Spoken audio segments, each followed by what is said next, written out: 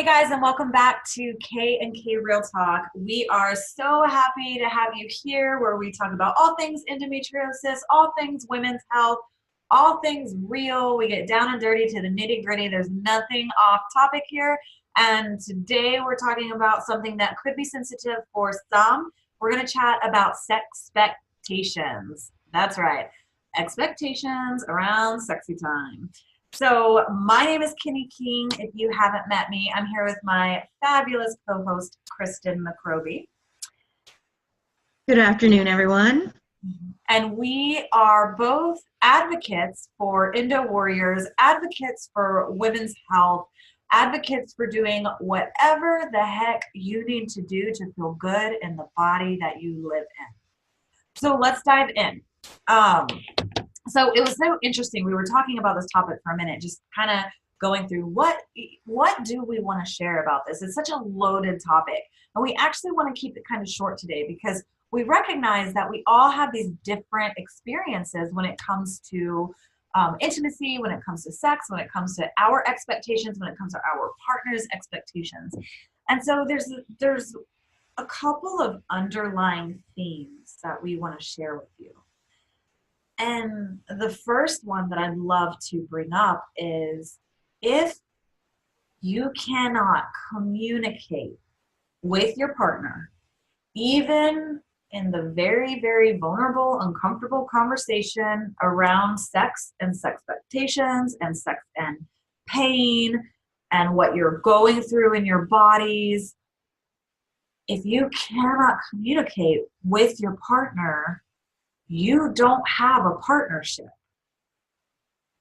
So, and I say that with as much love as I can muster because I do remember what it was like to be with somebody who was not okay or didn't communicate with me, who wasn't, and you know what, I'll take some responsibility for that because I had a hard time communicating with him, and because of that, he was sort of in the dark. And so there was almost like no communication. And so then I'm like sad or whatever, and he's like frustrated or whatever. So communication is really important. And if we are in that space where we're being intimate with someone, we want to feel safe enough to share with them what's going on. And whether we are in pain or aren't in pain or are comfortable or uncomfortable, whatever's happening. So I think that it's really important to recognize that we got to talk about it. And if you're in pain, if you are not okay, that needs to be communicated too. And sometimes we like to vilify or punish the partner who gets frustrated. And we're like, I don't understand. Why can't you just love me as I am? I just can't, satisfy that area of you or our relationship. So here's the thing. Let's just look at this as human beings. Let's take reproductive issues, diagnoses, and all that out of it. And just look at like brass tacks of like humans and sexuality and sexual expression. That's a part of us. Like our needs and our desires and our wants physically, that's a way that we express ourselves. It's a way that we connect also. It's a way that we do quite a lot. And yeah, and that's natural. A form of communication. You're connecting on that deep level with your partner. And something that I just want to throw in is men and women have very different sex drives, different aspects of how they think that sex should be. Men watch porn more, men masturbate more, men seek sex more. It's not that they're like just bad or they're horny or whatever you want to say. It's a biological thing. Men biologically want to sow their oats. They want to spread their seed. They want to impregnate women. That's just biology on a basic human level, like you were saying, biology. Mm-hmm. So having that communication with your partner is so important because you on a biological level are not as interested in sex as he is. And some women have higher sex drives, some men have higher sex drives, and vice versa, lower sex drives. It's really important to communicate that so that you're balancing that out and no one is getting mixed messages. And I think your partner will really appreciate just being honest. I mean, men are like, they want to fix things. That's what they want to do. If there's a problem, they want to fix it, and if there's no fix, they get scared. So being open with them and not really just being open with them so you're not traumatizing yourself. When you're like all clammed up and you don't actually want to do it, you're going to put yourself in a more tense, painful situation than it was already going to be. And if he is on a spiritual level connected with you, he's going to sense you're uncomfortable, you're not in it, you're not getting pleasure, and it's just going to be an awkward situation, and it may turn into an argument or a fight because you're not being open. I love how you said that, like that aspect of just recognizing that it is a communication. If you're connected spiritually, if you're connected intimately at a deep level, it's almost, this is not the right word, but I want to use this word because I think everybody understands it. It's like betrayal. It's like you're betraying yourself and your needs for the sake of trying to not make a big deal about it, it's almost like you're martyring yourself and your body to get it over with because you just want to sort of appease your partner. And then there's another side to that. There's a betrayal. Again, not the best word, but I want to use it because of the gravity it holds, like the magnitude of the word betrayal. And then it sort of betrays your relationship a bit because it's almost like saying, I don't trust you to love me right now as I am and to allow me to respect and trust my body and its needs right now. I don't trust that you're going to keep on loving me. So I'm going to just sort of violate myself in that sense. And then there's that aspect and we get it. There are times where you have just a shit partner that is not loving and respectful of you, that doesn't want to meet you where you are, and that you're probably not supposed to be with, that punishes you if you don't meet their sexpectations or whatever. That's a really good signal that you don't, again, let me go back to that first statement. If you cannot communicate with your partner, you don't have a partner. They might live with you. You might fall asleep at night together, but you don't have a partner. When you have a partner, your partner cares about your experience as much as they care about their experience. And so, for example, my partner, because he got so attuned to how I was feeling in my body, there have been times where he asked me, are you uncomfortable? Are you in pain? I can sense when you're not fully here. Like, he would tell me. He would be mad at me if afterwards I said, well, it was a little uncomfortable, but I just, and sometimes you do that. There's a little bit of a difference. And I'll get really real here. There's a difference in what Kristen was describing where she said, you don't feel good. Your body's tense. You know you don't want to. You know you're going to be in pain after, and you kind of grit your teeth and bear it and go through it. That's the betrayal I'm talking about. Betrayal of yourself, betrayal of your relationship. Like, that's what I'm talking about when you're not taking care of yourself on that angle. There's another side of that. There's a side that is your body does not feel well. You're not 100%, but you actually do want to be, and you're like begging your body to work the way that you want it to work so that you can have an enjoyable experience.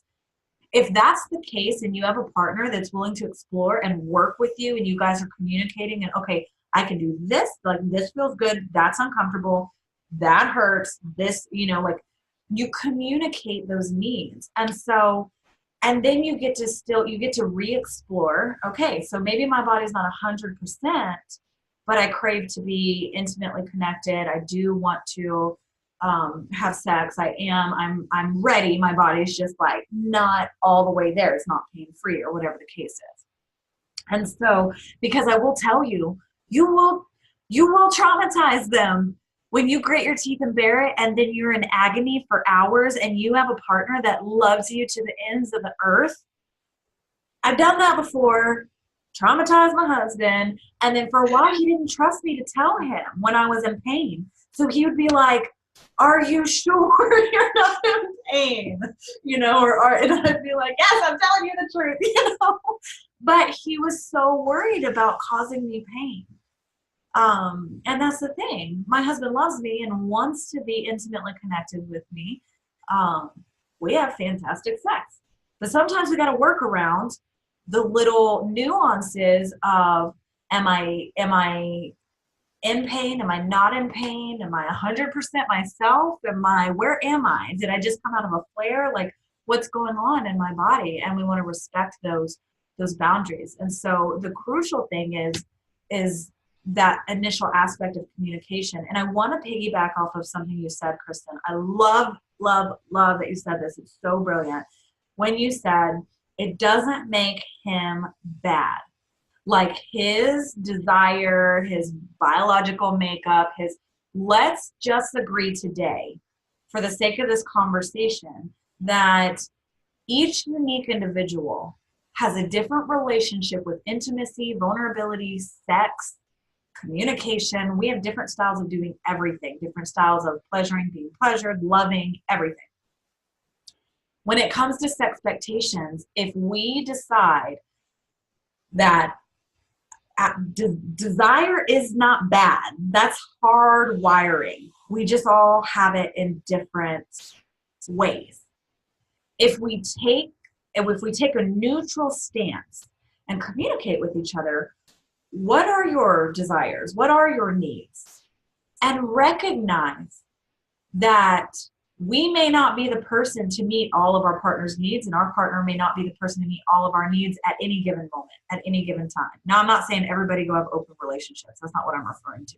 I'm saying, and by the way, if that's your thing, awesome. Like, seriously, neutral. If consensual adults get to do whatever the hell they want, I don't care. If you're happy and nobody's hurting each other, I'm game, whatever, you know, you do you.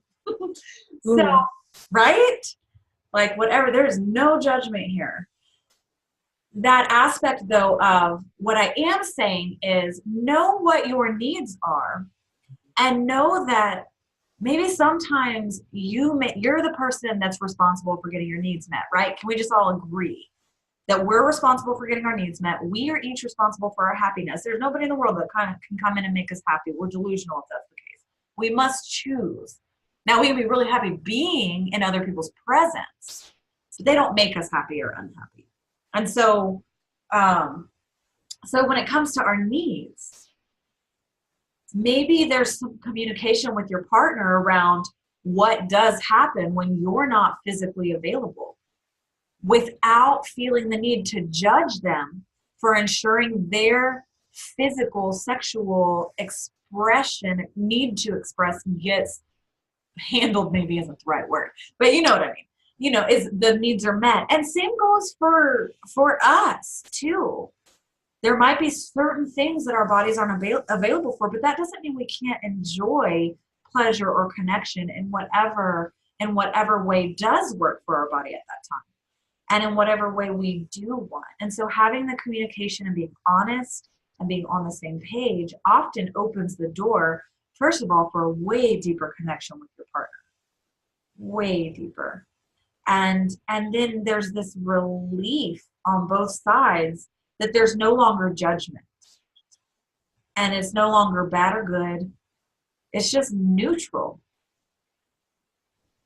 I think sometimes when this is going to sound terrible, but I think sometimes when we can't do certain things, or when we're miserable in an area of our lives, it becomes hard to see other people who are not dealing with that. And not that anybody's consciously wanting to drag other people down, but we almost like, it's like we almost like get mad that our partner needs to handle their sexual frustration. Like we get mad at them for being sexually frustrated. Does that make sense to you? It's totally true. Like, I'll just say it and I'll say it out loud. Masturbation for men and women, normal. Oral, like, that's normal. If maybe you're not feeling like intercourse, maybe you want to use your hand or your mouth. It's like intimacy and sex doesn't always have to be intercourse. It doesn't always have to be like down to it, in and out kind of thing. Like you can experiment. You can see, does he like that? Do I like that? There's toys, there's lubes, there's just so much that you can try. And I hate, especially with sex, because that's one of the most enjoyable things for free in the world. Hello. If you're doing it and you're like it, and like I still want women to enjoy their bodies and sex again, and it's okay to say, whoa, stop, I'm done, and then make him finish himself. Yeah. Like, And don't it's feel okay. like it's bad. Yeah, don't feel guilty, because like as long as you're open, they will be okay with it. Yes. And can I tell you what's going on beneath the surface in these moments? Here's what's happening. We make it mean something about us. Mm-hmm. When they're Mm-hmm. frustrated sexually, a natural human reaction to not getting our needs met sexually over time is frustration. Yeah? And Mm-hmm. when they're frustrated, what do? We make it about us, right? We make it mean something about us. I'm not good enough, or I'm not, we feel guilty about ourselves. And that, by the way, that's natural. Yeah. This is not judgment. Like, this is coming. We make these meanings and stories about everything in our lives. If you're walking down the street and somebody says, you're ugly, you've got two reactions. You can make it about them or you can make it about you. That's it. So we make meanings of happenings in our daily lives. And let me tell you, the one place that we're always creating stories is this space of our sexuality, is this space of our sexual expression. It's this space of our sexpectations. And so perhaps ask yourself, am I making up a story? Am I making this about me? Can I, again, going back to that neutral space of not necessarily bad, not necessarily good, can I respect the fact that my partner might be frustrated and have needs that we're not meeting or even on the same page about, or that I'm frustrated because I have needs that we're not meeting and communicating about because we're not having the conversation. And so there's a whole lot of guilt that we have as a world culture.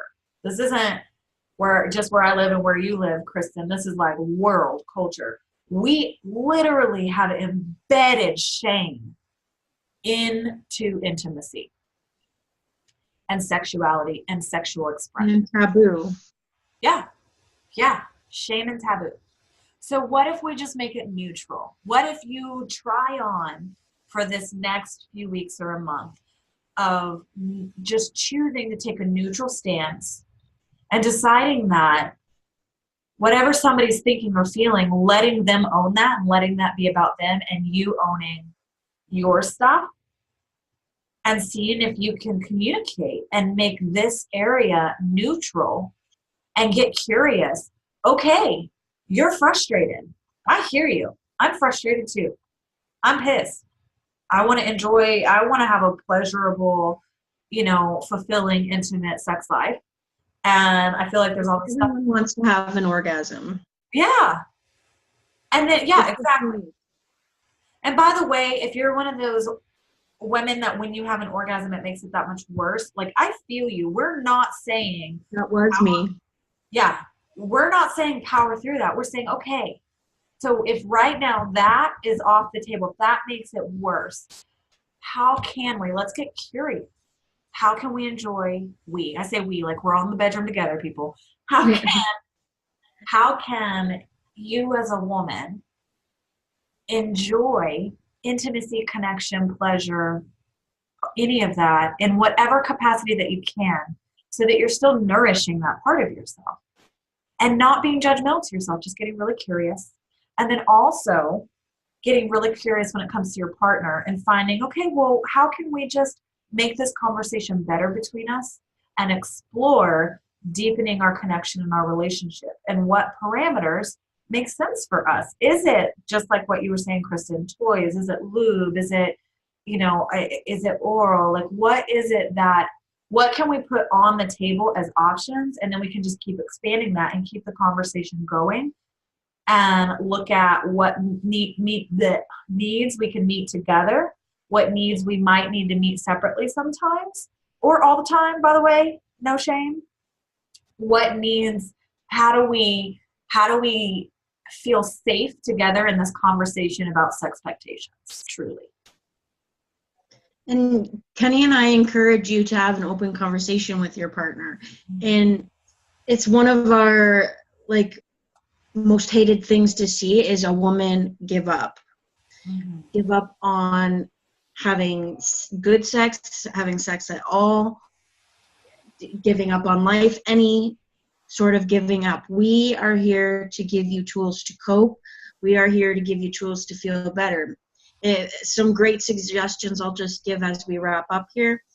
There's a product called the O-Nut, which is basically like a buffer between you and the shaft of the penis, so it makes his penis shorter basically and gives you a little bit of buffer. There are THC or CBD lubes, which are great. There is vaginal Valium that you can get from your doctor. You can talk to your doctor about that. Taking a warm bath beforehand. There are just so many things that you can try that there's no sense in saying, I don't have sex. What is sex? I don't even know what that is anymore. That's sad. It's just such a natural thing that we're all meant to be doing biologically, and you get a lot of benefits from it. If you look it up, you get boost in immune system and just boost in endorphins, feeling more connected with your partner. There's just so many benefits and so many things that you can try that I never want anyone to give up. Yeah, and I'd love to, that's so perfect that you said that, because I love that you mentioned the bath, because what that reminds me of is the more tense you are, that's just not even going to happen.